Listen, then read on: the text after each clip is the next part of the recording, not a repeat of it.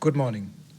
My name is Benjamin Schraven. I'm a researcher of the German Development Institute, and in the following, I would like to talk about the topic introducing an analytical framework for regional migration governance in Africa.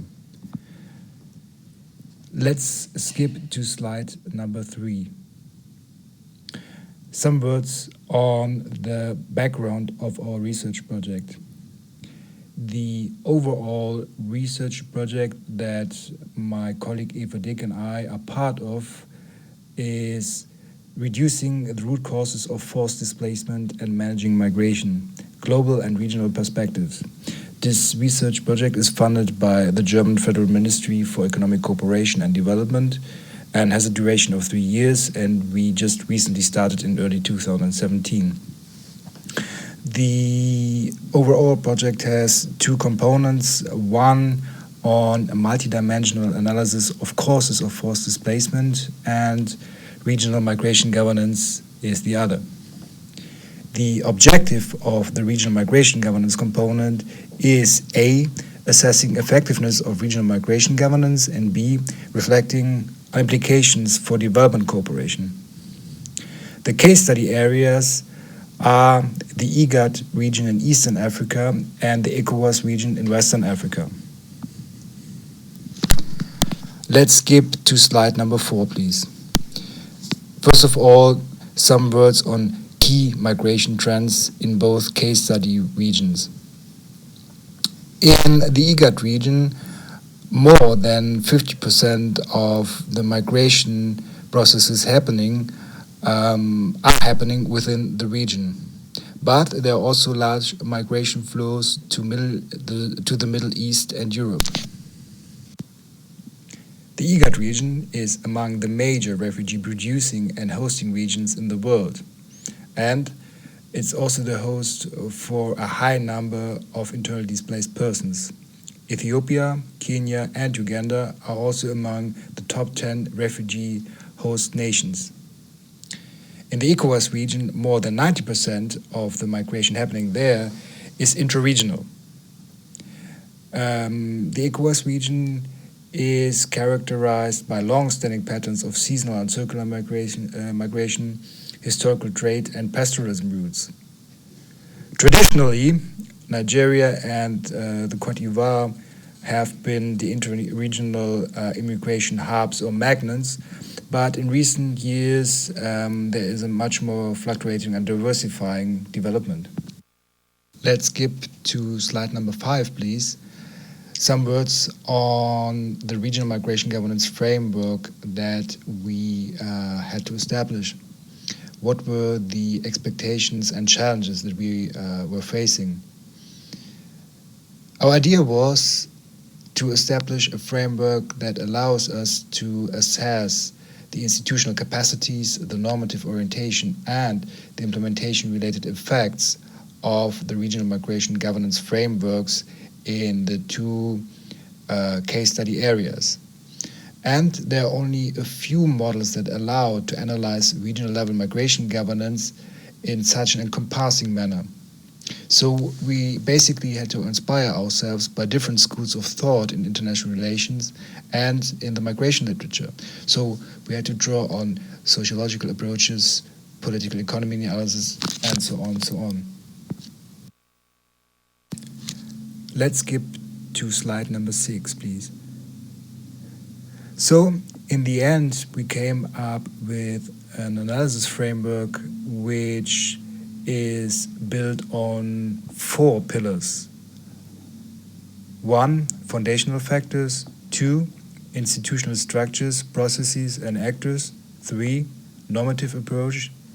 4, transfer into policies and practices. The subcriteria for the foundational factors are the role migration played in the regional organization's foundation, the development of that particular role of migration over time, and possible reason why that might have changed. The rationale behind that is to find out more about the relevance of migration for the institutional or regional identity. The subcriteria for the second pillar are the degree of formalization of decision-making and operational structures, main aims and tasks, the migration budget and its origin, dominant member states and external actors, and data management procedures. The rationale behind that is to find out more about the evidence on functioning and the scope of action of the regional organizations with respect to member states and external agents. The subcriteria for the normative approach are subscription to international and continental norms, in particular to the African Union, dominant narratives on migration, attention towards diverse types of migration. The rationale for that being an assessment of content-related orientation. Subcriteria for the fourth pillar are the influence of the normative agenda on regional, national and subnational written policies and procedures, the degree of harmonization of domestic migration, legalization and procedures. The rationale behind that is an assessment of policy and implementation-related effects and effectiveness of the regional organizations. All that I just mentioned, norms, procedures, actors, policies, implementation, and so on, is of course referring to the regional migration governance architecture and not to the regional organization in general. Let's skip to slide number 8, please. As I already said, our project only started very recently. Nonetheless, I would like to present some very preliminary results in brief.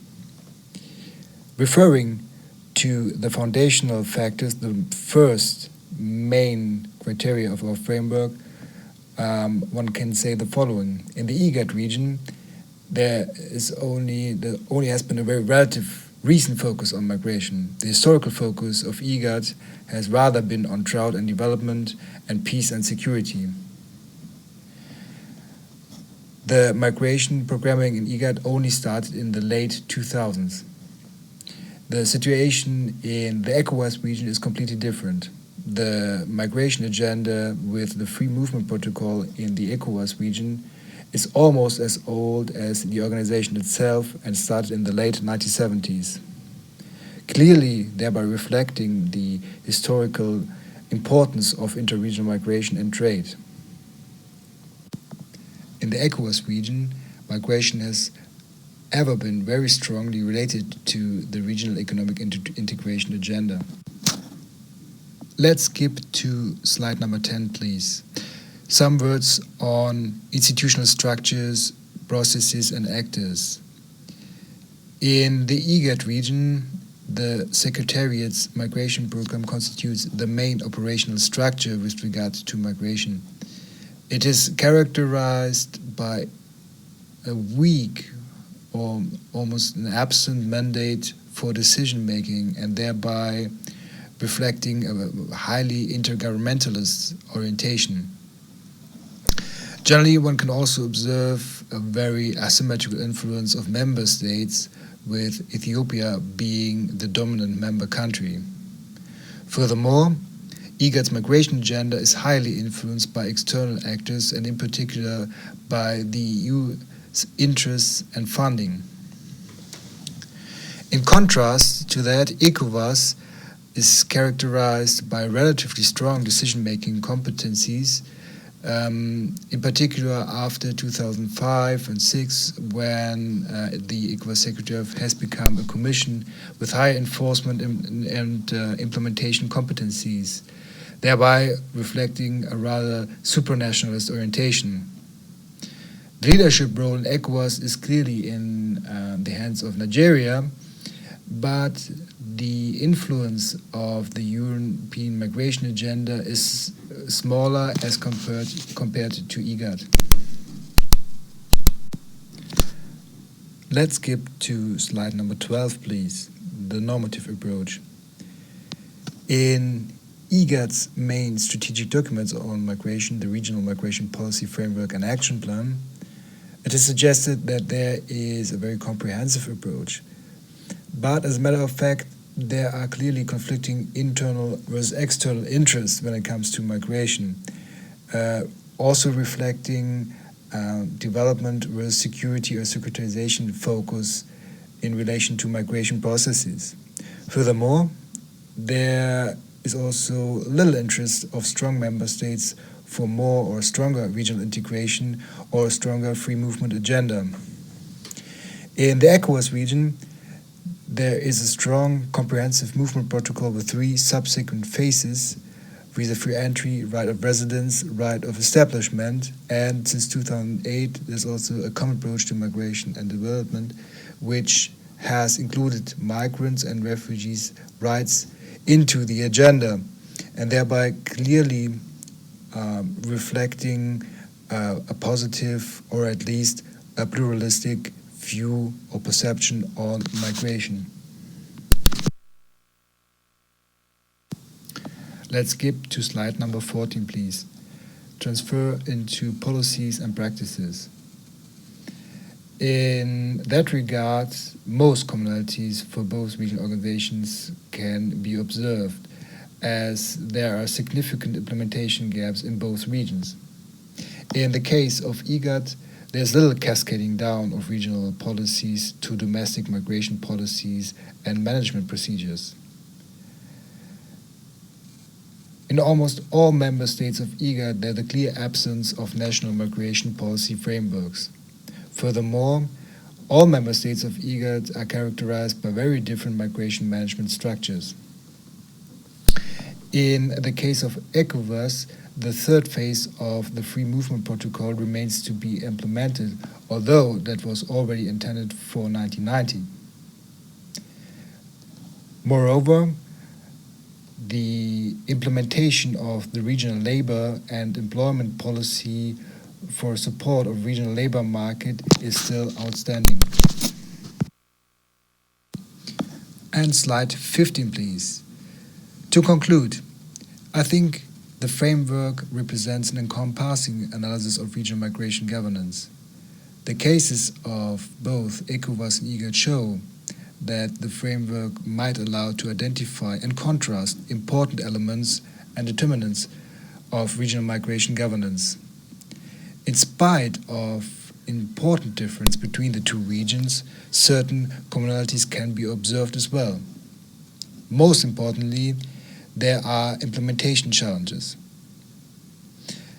Finally, the framework ideally provides the basis for regional policy approaches, as well as on other levels, to address gaps and problem areas. Thank you very much, and I hope you enjoy the conference.